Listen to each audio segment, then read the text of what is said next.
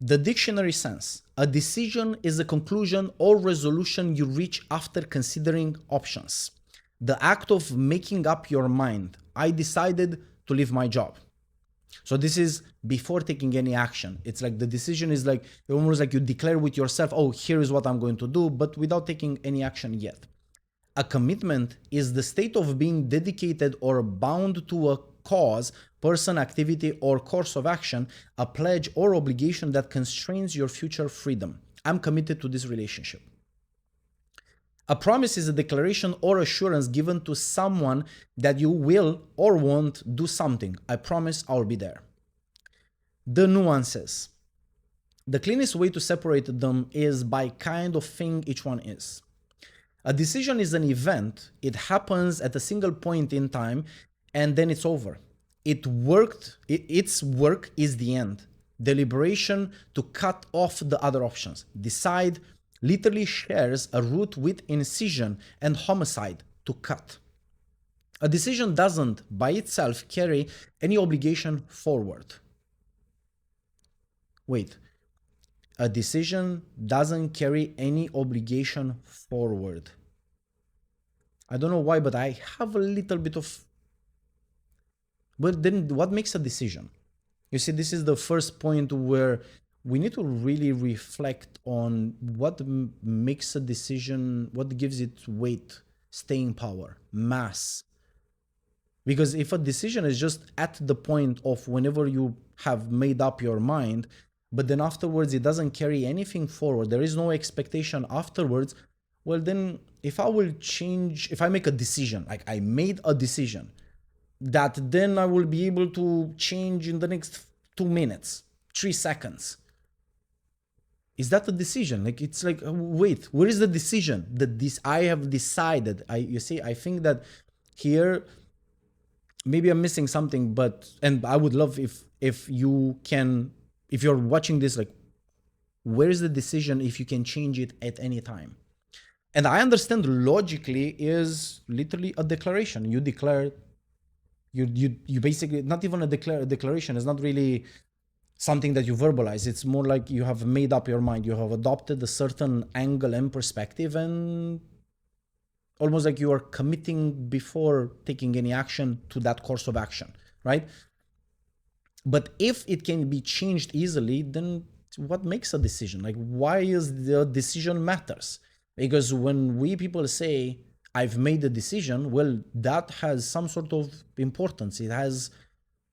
It carries some sort of momentum moving. It has its own, its own weight, its own inertia, right? This part, I'm not sure.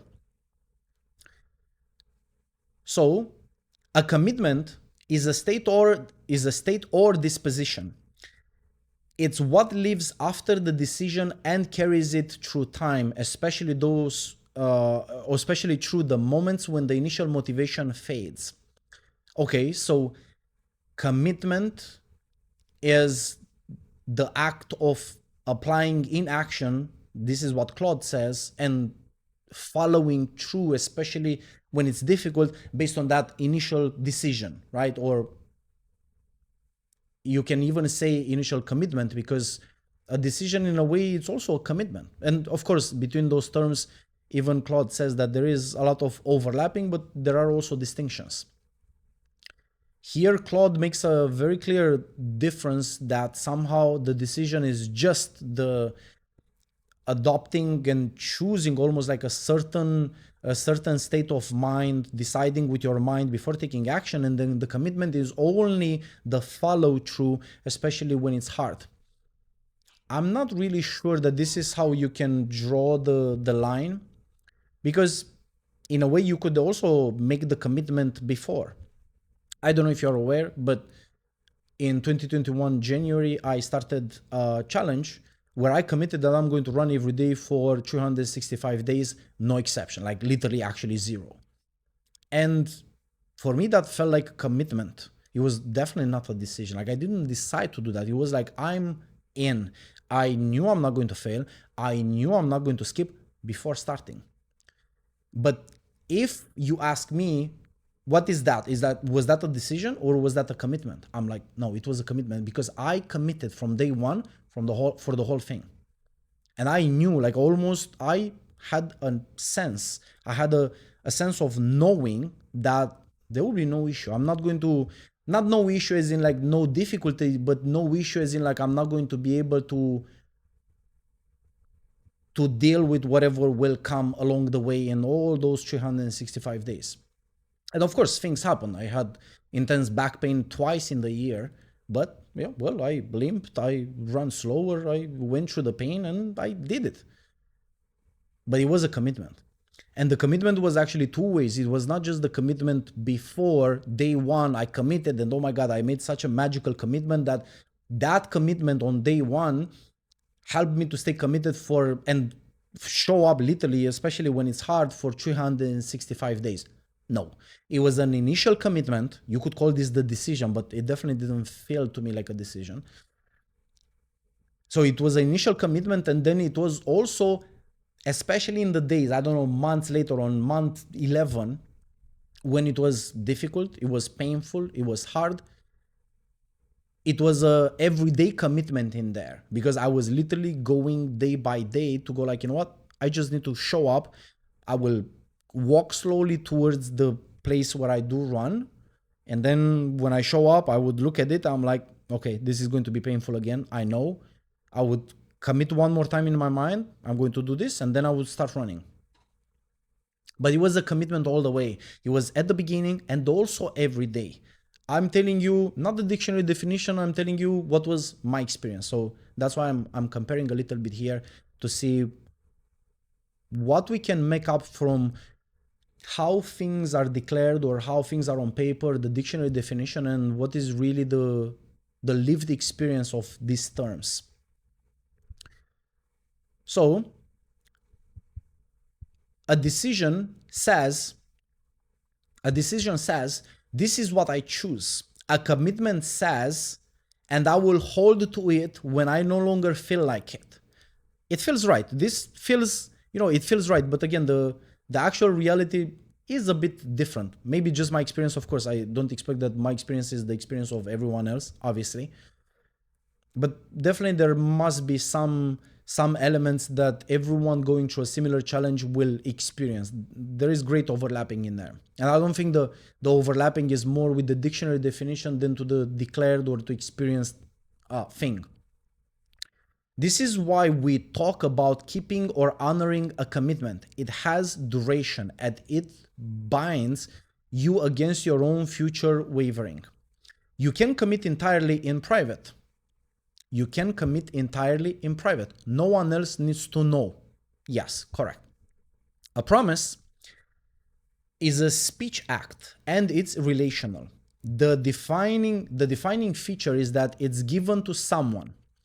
It takes an internal stance and externalizes it, creating an expectation in another person who can now count on you and be let down if you fail.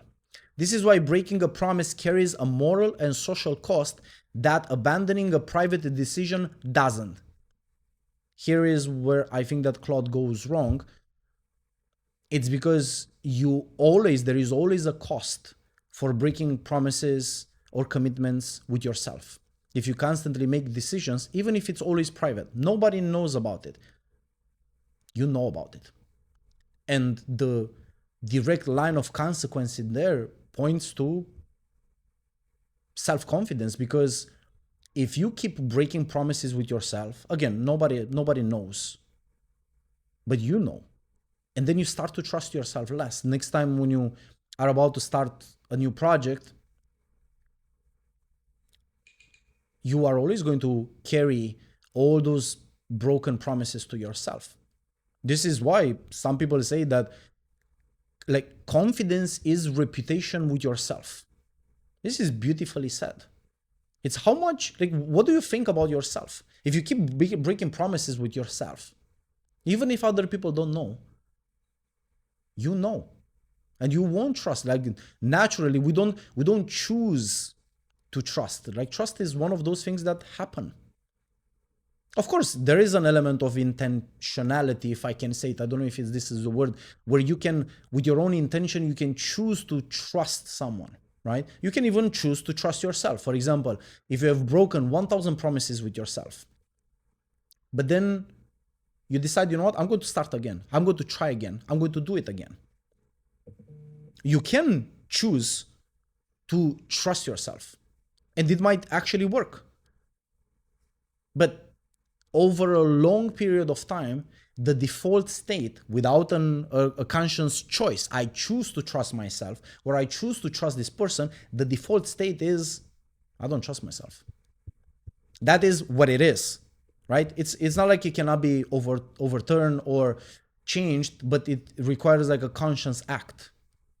If you don't trust someone and then you decide to trust them, it's a conscious act against the default that already is. This person already lost my trust with their actions. If I think about them, I'm like, I don't trust them, right? So that's the default. This is the default state of how I relate to them or how I relate to myself, right? But like I said, with the conscious choice, you can always change that. But I don't think that you can do that many times, because if you choose to trust yourself, let's say, right? And you break your promise again, and you choose again, and you break your promise again, at one point, you will become aware of the fact that I've broken way too many promises with myself, such that at this instance right now, although I want to trust myself again, I feel like I really cannot. And that is the point where it's kind of like the point of no return. Like you have broken too many things too quickly, such that you cannot really even choose like a conscious act, because you have done this enough times and it didn't work. So there is, I guess this actually points to the fact that we always act as if we live infinite lives.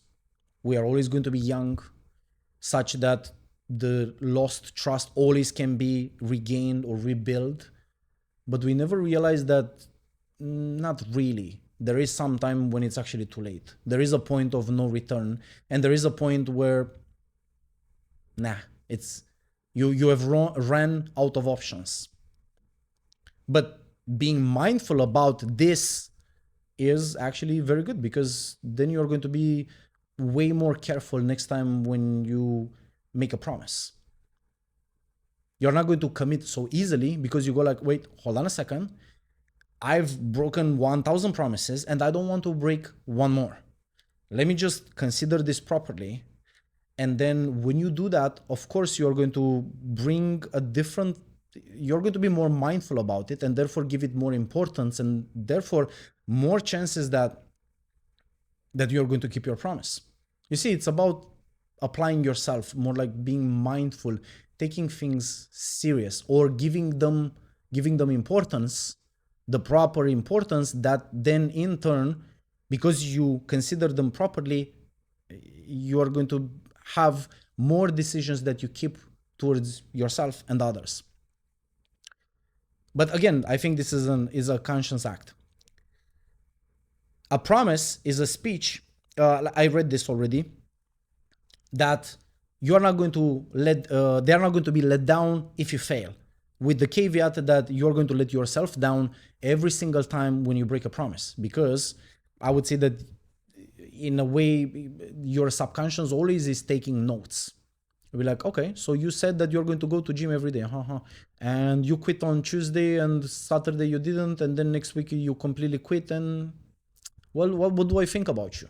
What do I think about myself? It's all that is always like a silent, invisible conversation that happens, and we don't hear the conversation, but we can feel the vibe of it, right? The aftermath, the results. Claude continues. This is why breaking a promise carries a moral and social cost, and abandoning a private decision doesn't. We talked about this. You have damaged trust, not just your own follow through. Yes, but the trust is always damaged two ways. Externally, with other people, we have this social contract, but more important, internally with ourselves. And I would argue that that is where the real cost is. Now, after this, I I was thinking actually today about this. I was reflecting about commitments and decisions and promises, and how interesting it is that we people always make them when we make like a decision or we make a promise or a commitment, right? We always make it from a sense or like almost like a paradigm of absoluteness. It always feels that it's absolute, like I promise to you. And when people say I promise to you, you feel it like, oh my god, it's like this is going to happen. It's like, oh, this person promised to me, so like it's like locked in. Most of the time it's actually not. And decisions the same. You yourself and people around you, you notice that most people make decisions and they break them, right? The decisions, they have no staying power. You cannot really rely on someone else's decision because they're just declarations, right? But they don't have much weight to them. So today I was thinking, but wait, we keep making those promises and decisions feeling moving forward from the moment when we make them. It feels like they are absolute. It feels like we are going to carry through and we are going to do exactly what we said we will do. But then we don't. Most of the times we don't, right? And I was thinking, but why this difference? Why there is such a big gap?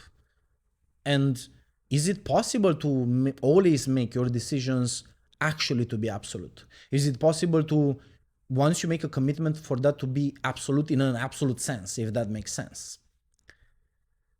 And then I said, like, well, hold on a second. It is true that some decisions are not really, you cannot really make them in an absolute sense because, well, you always act with incomplete information. Whenever is the time when you make a decision, by definition, no matter how much you know about the current situation, the variables involved, that which make you to consider that being an informed decision, no matter how much you have of data and information to consider, you still don't have it all. You are by definition acting on incomplete information, right? So no matter, like, no decision you make is based on complete information. You just know some things and you don't know a lot more things. But nonetheless, we have to make decisions. We have to function.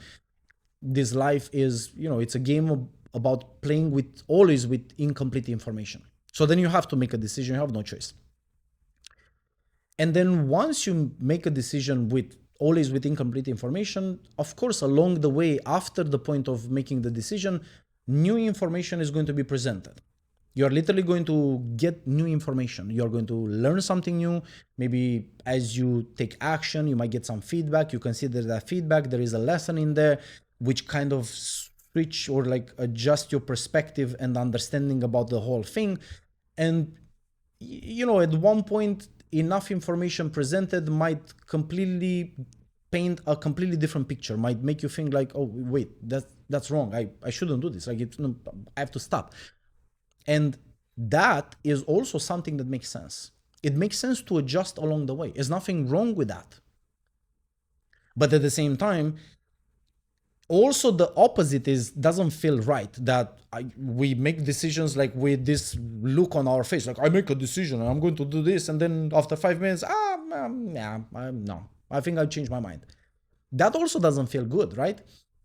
And the reason it's because, I guess at the core, is that it lacks a sense of real reliance or staying power. If you break decisions with yourself or you change your decisions, you know that you cannot really count on yourself. You cannot really count on your words. And if you make promises to other people and you break them, they also know that you say a lot of things and you don't keep them. So therefore, next time when you say something that looks like a promise, they will be like, meh. And that also is true. So then this begs the question, what is it?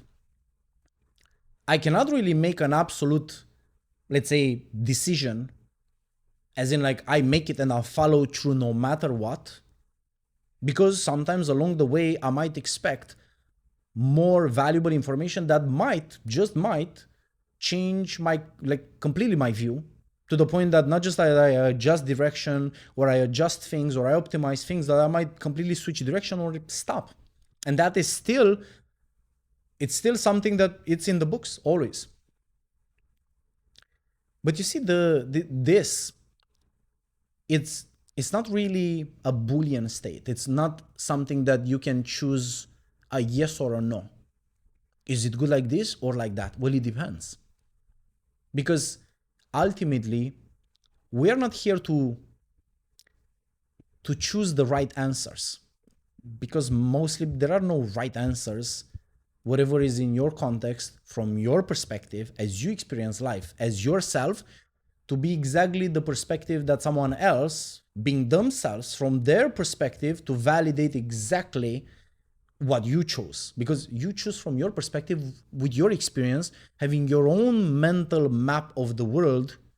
Like, you understand reality and you experience reality as yourself, and they as themselves. So this is really almost like holding ourselves to impossible standards. You cannot really judge this way. So ultimately, it means that both answers are correct. Sometimes it will make sense that along the way you are presented with new information that completely changes the whole paradigm. Or let's say the initial view that you had when you started, you made the decision, the commitment, that is completely overturned. And if that happens, it makes sense. But then also having enough weight to your words when you say something, people to be able to trust you. When you say something, you yourself to trust yourself, that also has a lot of value. So then you might think like, wait, I started this video thinking I'm going to get an answer and now I'm more confused. Well, yes, in a way, yes, but you see, the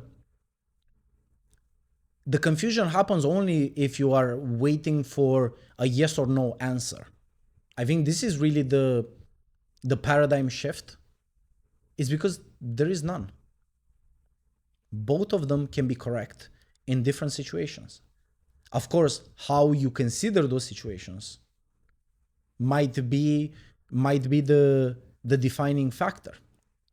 But you cannot really do this mathematically, like put an equation and, oh my God, the end, the result is like, this is right or this is wrong. No. For some people in almost the same situation as yours, the answer would be like, no, this is an absolute commitment. And no matter how much additional information comes along the way, I won't change my mind. And for someone else, they might be like, well, I make this decision right now. I feel very strong about it. It feels like I'm going to never change this decision. It's really something here to stay. But then along the way, that view itself starts to break down. And it's almost like you have the feeling that you start to see through the cracks. You'll be like, wait, like I thought that this is how it is, but now after this and that, what happens in the past months, I start to adjust my view. Like it starts to look different. And then you cannot ignore that. You cannot go like, no, it doesn't look different. I made my decision and that's what I'm going to go through, or I'm going to go with. And this is what makes life so complex. Well, this is just one of the aspects. It's just one of the example that there are no straight lines. So let me see if we can draw something more practical from this. When we make let's say when we make a commitment, it always feels absolute, and it should be absolute. Moving forward is just something that you build. For example, if I choose to run every day for an entire year, I start with that intention. I start with an absolute conviction that, yes, I did consider this. I want to do this. I know this is going to be beneficial for me. I do expect that I'm going to expect some challenges along the way, but I'm okay with that. I commit to the whole thing. Like whatever comes, I commit to that. But if, let's say, on month 7, God forbid, you have an accident, you break your leg. So literally running would be impossible, like physically impossible, not just excuses like, oh, I was busy, this and that. No, like physically impossible. Well, you can still adjust along the way. You can still consider like, yeah, but at this point in time, I've kept my commitment until I could no longer. This is not an excuse, although most people who find excuses say the same. But since you know the truth of, you know what, I'm okay with the consequences of this, I will stop because I don't see any other choice. I don't see how I would be able to run with a broken leg, right? So then you doing that is a personal decision. And I think that ultimately the answer, it might sound cliche, but ultimately the answer of which one is the right way always lies with you. Because you are the one who commits. You are the one who made the decision. And if you break your commitment, if you change your decision, or if you break promises with yourself, ultimately you're going to pay the price. Nobody else pays the price for our own mistakes. Yeah, they might feel the consequences. You might say, oh yeah, I'm affecting people around me. Yeah, sure. But they are not paying the price. They are just affected. You are paying the price. And therefore, the responsibility is always with the one that steps in the arena. If you are the one who takes the challenge and choose to see it this way, oh, I could change my mind, or like, no, I'm not going to change my mind. Ultimately, what is right or wrong, which way to go, it's entirely up to you. Because like I said, you also bear the consequences of your decisions.